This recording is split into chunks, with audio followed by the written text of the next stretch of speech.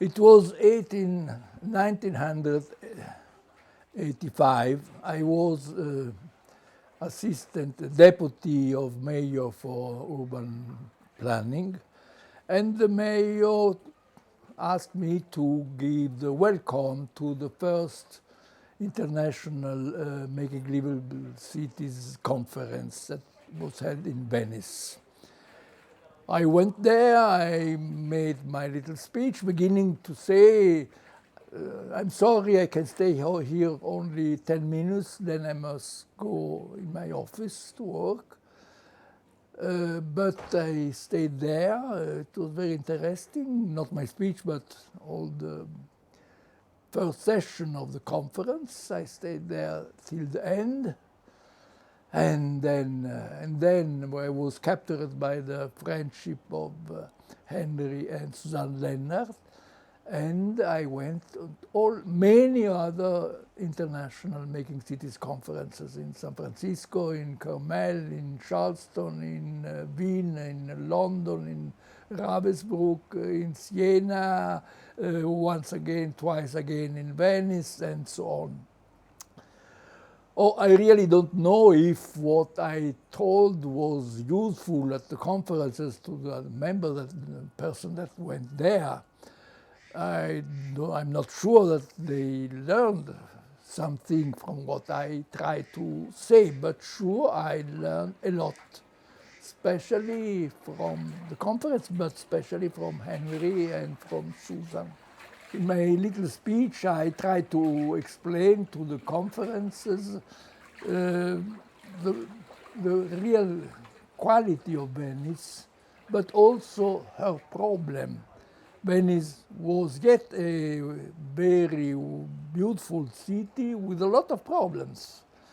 Many are yet problems today, so many years after. The problem of the inhabitants of the what you must pay for have an affordable apartment, what you must pay for have everything you buy, but everything is more expensive than in other words.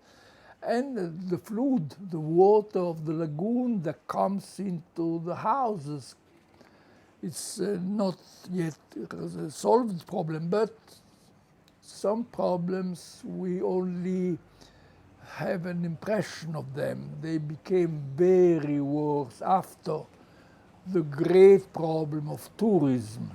Tourism, the big tourist, the tourist that the name we give is mordi e fuggi, bite and go away. It's a problem that is devastating Venice today. But one problem, one question remains: the beautiful of the campi, of the public spaces of Venice. This is something that remains, I think, for how long Venice will be a city. And I appreciated that naturally, but Henry and Suzanne helped me to understand better was the reality of the beauty of the Venetian campo, the Venetian open spaces tell us, and what example they are for all the world. Henry said often that to stay one day in Campo Santa Margherita teaches you about the city more than an entire course of planning, of urbanism. In my memories, I try to write something at how and what Henry teached and Susan teach to me. In the book of my memories, and happily it's written in Italian, I quoted what Henry used to say about the lesson of observing the life in the campi. He said, "It means to understand as the public space is reflected the variety and diversity of a society, the multiple ways in which people meet, the kid and the adult, the resident with the foreigners, the different ways in which people interact with others or isolate themselves to read a book or to feed a baby, the opportunity to observe and to be observed. Really, my idea of public space has been enlarged in the successive studies and experiences to include in the fundamental or political dimension value of the public sphere.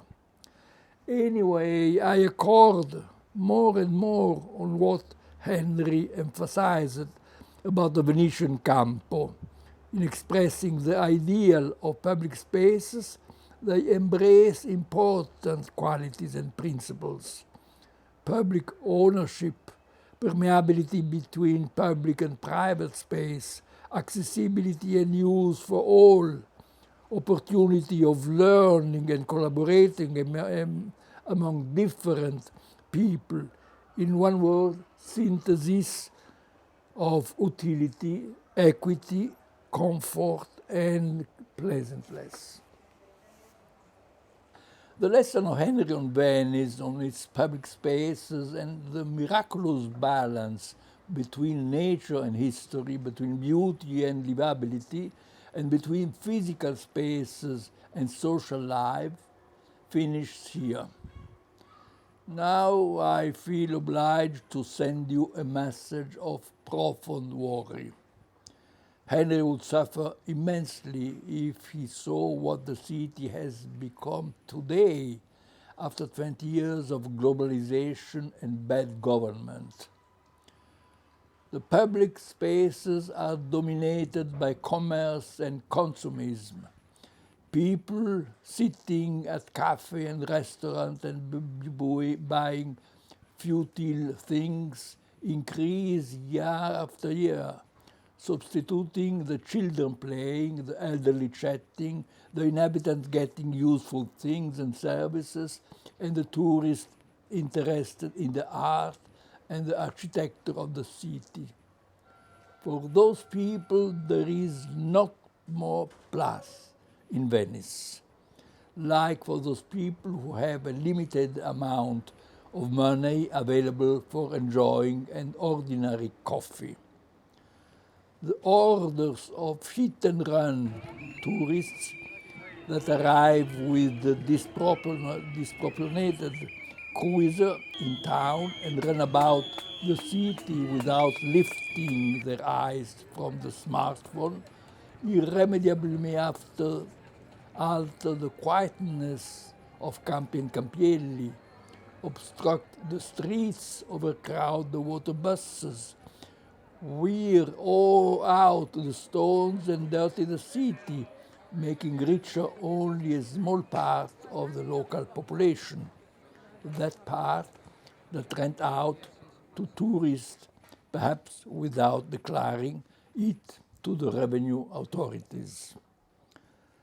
The same green lagoon where Henry wanted his ashes dispersed lose day by day the admirable balance between the force of the sea and the force of the rivers, which characterized it for over 1,000 years. The ruin of the lagoon started with the Canale dei Petroli, the channel built in the 1960s for the tankers traffic. With the recent Mose project, a system of gates for separating the lagoon from the sea and alleged saving Venice, the lagoon is irremediably being compromised. But the destruction is not finished yet. The threat of being completely compromised comes from the new channels planned to be digged for letting more and more bigger cruises to pass through.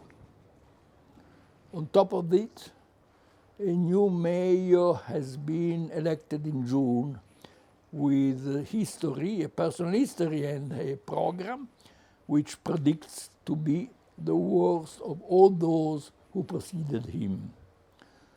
Therefore, I conclude with an appeal and a wish.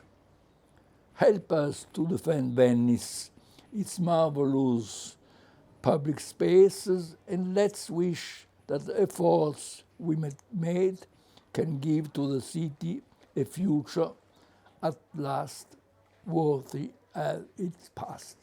Thank you very much, and good permanence in Bristol and at the International Making Cities Livable Conference. Bye-bye.